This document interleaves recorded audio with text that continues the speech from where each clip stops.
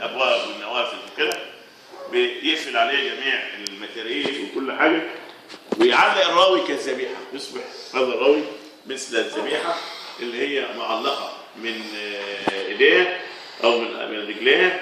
وهو ده نوع من انواع الفانتازيا العاليه جدا اللي بتعبر عن الازمه اللي بيعيشها هذا المجتمع ما بعد الثوره، الذي لن يتشكل بعد، ولكن توجد فيه احداث جنينيه لم تكتمل، وفي حاله مخاض. هو الفتره التي تعقد الثورات راى محمد سامي البويهي ان يعبر عنها من خلال هذه الفانتازيا المؤلمه والموجعه. مالك العماره يعلق الراوي كالذبيحه، وان الابنه بتقف على الرصيف ومع كلبها. بيعملوا ايه بقى؟ بيحرسوا الثلاجه. هي اصبح كل الامور عبثيه. هل الكلب يحرس الضيعه او البيت ولا بيحرس الثلاجه؟ هذه الاشكاليات العجيبه. صفحه 20. ومفاوضات بين المجلس العسكري واسرائيل، مش عشان الحدود، امال عشان ايه؟ لمبادله الكلب الى اخره بغيره.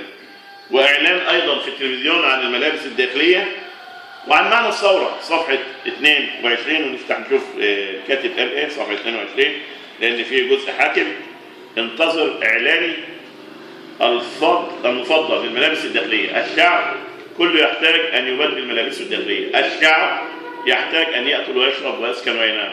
الشعب لا يحتاج الى ثوره. الثوره ليست قطعه لحم. الثوره ليست رغيف خبز. الثوره ليست طبق فول. الثوره ليست تفاحا وبرتقالا ووافه. الثوره ليست كوب ماء. الثوره ليست غرفه وصاله وحماما. الثوره ليست جنيها واحدا. انتهى الاعلان. وهكذا. هنا بيحاول الكاتب من خلال مجموعه من العبارات اللي كلها بتبدا بالثوره، ولكن ليفرق الثوره من مضمونها ومن معناها الكلي. ويبدو ان هو بينقل حاله من حالات العبث والفوضى والتشرذم اللي اقامت الثوره. لم يكن هناك هدف محدد او اهداف، لم يكن هناك توجه واضح معين، فاصبح يتساوى في ذلك الرجل الانيق ذو البدله والرجل صاحب الملابس الداخليه. يتساوى الولاده الطبيعيه لجنين مكتمل والولاده القصريه اللي ممكن تتم في هذه الازمنه. وهنا الكاتب كمان في اشياء في اماكن بيوظف التاريخ الفرعوني وبيجيب حتت منه زي ما صفحه 23. يعني هنا برضه هو بيستفيد من القراءات التاريخيه، ولم يجعل القصه فقط قائمه في فراغ، ولكن بيستدعي مناطق من التاريخ. تتر عن قانون الملكه نفرتيتي الى اخره. يعني صفحه 23 بيقول لك: اما عن البيضه الرئاسيه فقال رجل رفض ان يصرح باسمه انها وضعت لاب كركسي ولا يجوز لها الترشح لرئاسه البلاد، هذا موجود منحوتا. تحتها بقى: لقد اقسمت الملكه الفرعونيه الزوجه العظمى المفضله للملك امنحوت الثالث فرعون الاسره الثامنه عشر الشهير، وولدت اخناتون، وربما جلدت توت عنخ امون، وخلت خوف وقفرع من قرع، ويقال انها الملكه الاصليه للاهرامات الثلاثه قبل ان يجلس امامها ابو الهول اللعين، لانها قد ولدت ابنها الاكبر لاب مصري وام مصريه ومن ساره، ومن ثم صار ملكا يحكم ويتحكم، ينهض ويشفط ويشخص ويأمط وينخط ولا شيء اخر يمكن ان يفعله هؤلاء. هنا بيحاول انت هنا لما بيجيب اي كاتب بيستدعي جزء من التاريخ تعتقد انه سيحقق او يضع توثيق لفتره معينه، انما هو بيعمل العكس كده. هو بيطوع الجزء التاريخي المستجلب من التاريخ لخدمه الرؤيه العبثيه اللي هي ماسكه الروايه من اولها لاخرها. ونسيت اقول كمان ان هي اقرب الى النوفيلا، الروايه القصيره جدا اللي موجوده مكونه من مجموعه من الفصول او الروابط، كل واحده بتؤدي او الوحدات السرديه الصغرى تؤدي لبعضها، انما بتكتمل الى مشهد نهائي. محمد سامي البويهي في هذه الروايه ايضا بيقدم بعض المفاهيم حوالين السرد. فهو هنا بيستخدم لغه احيانا تكون صحفيه، احيانا يرتقي شويه تبقى لغه شعريه، واحيانا يتخلى عن الشعريه والاقتصاد اللغوي الى بعض مش عايز اقول الترهل الاسلوبي، ولكن نقدر نقول الاسلوب الصحفي. صفحه مثلا 24: البيضه الشرقسيه لا تضيء في الظلام، كان بقيه البيض يضيء في الظلام. وقائرة الابراج بتقول ان البيضه بيخرج منها ضي نصير، بتعد بقى العصور قديمة صحيحة يعني. وإن العسكر يحملون البيضة في صندوق شفاف، كأن هنا إشارة إلى فترة الانتخابات اللي كان الرواية كتبت في أجواءها، كان لسه في استعداد لعملية الانتخاب. المفارقة بقى إن البيضة هتعمل إيه اللي الناس قاعدة تنتظرها؟ لا هتطلع ديناصور ولا تنين ولا رخ، ولكن هتطلع كتكوت عادي جدا. صفحة 27. والمفارقة إن السباع تشبع والشعب يموت جوعا. زي ما لو فتحنا صفحة 28 هنجد هذه المقولة صفحة 28 تحت خالص، إن السباع تشبع والشعب يموت جوعا. هكذا تساءلت امرأة فقيرة تأكل من كسرة خبز جوار حائط كاد أن ينهار. الثورة التي تأتي بكتكوت ليس رئيسا، ليس الثورة. هنا مش عارف بقى هل أنت لما تقرأ جملة زي دي تقول إن هذا الكاتب لا يقتنع بفكرة الثورة، ولا هو عايز يقول أن الثورة لم تكتمل ولم تتحقق وأصبحت كان مخاض مؤلم ولكنه لم يؤدي إلى شيء؟ هذا السؤال اللي بيطرحه الكاتب مفتوح أو متروك للجميع. في الجزء الثاني ده من تلخيص للجزء الأول من الرواية. الجزء الثاني بقى اللي هو بيحمل عنوان مختلف. العنوان هو الرئيس لا يأكلها تفاح.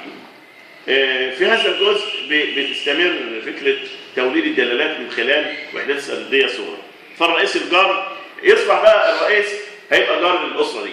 الرئيس هيبقى في القصر الجمهوري هيتكلم عن السلام الجمهوري، هيتكلم عن المراصد، هيتكلم عن لغته مع الشعب وهكذا. كأن هنا بيتحدث عن الرئيس بعينه. الرئيس الجار يذهب إليه لاستبدال السلام الجمهوري، هو عايز يغير السلام الجمهوري، وبيفكر في رئيس يركب حماره، يعني كأن احنا هنعود إلى جحا بسمة، وبيسأل نفسه ماذا لو أصبحت رئيسا للجمهورية. صفحة 32 تنتبه وادي يسأل الله. ده واضح إن أي واحد بيصل إلى هذا المنصب إلى هذا الكرسي بيفكر هذا التفكير. إيه اللي يعمله واحد زيه لو إنه صبح رئيس جمهورية؟ يقول لك أنني هعيش في قصر كبير، هستقل سيارة 7 أمتار، ولا أعلم لماذا 7 أمتار بالذات وليست 10 أمتار مثلا، وأذل خلق الله، وأنتقم من مالك العمارة والبواب وسائق التاكسي وزوجتي، وسأعين موظفا أنيقا يبحث لي عن برطمان المربى اللي بيعشقها.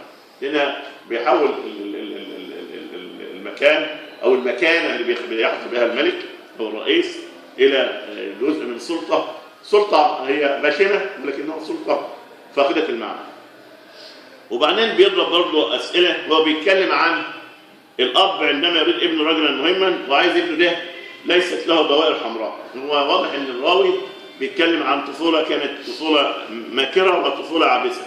تقريبا كان بيروح لابوه بدوائر حمراء اللي هي الكحك يعني تدل على رسوبه، وبيقول لك من ايام ذلك من يومها وحياتك كلها تحولت الى دوائر حمراء.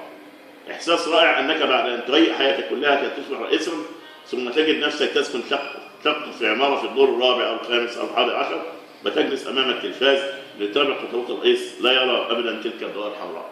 كان هذه الدوائر انتقلت من الشهاده الى سده الحكم الى المكان اللي بيحكم فيه الرئيس. وهو ان هنا الرئيس واضح ان هو بيعبر عن السقوط المريع لفكره الثوره ان لم تكتمل، الثوره ان لم تكن بهدف، الثوره عندما تصبح يعني مقوله اكثر منها فعل حقيقي في الوطن يعني.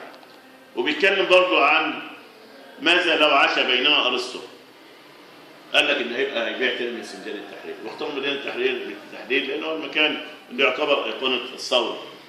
وحول ان بدله الرئيس دي هتحوي الانام الجاريه. احنا عارفين الساحر هو اللي بيطلع علق بالقبعه، يطلع حمامه من المعطف، هو برضه هيصبح كانه افاق. يعني هذا الرئيس الافاق اللي جاي في اطار مرحله غامضه ملتبسه متشابكه، هو هيبقى هذا الرئيس الاقرب الى الساحر والمدلس في نفس الوقت.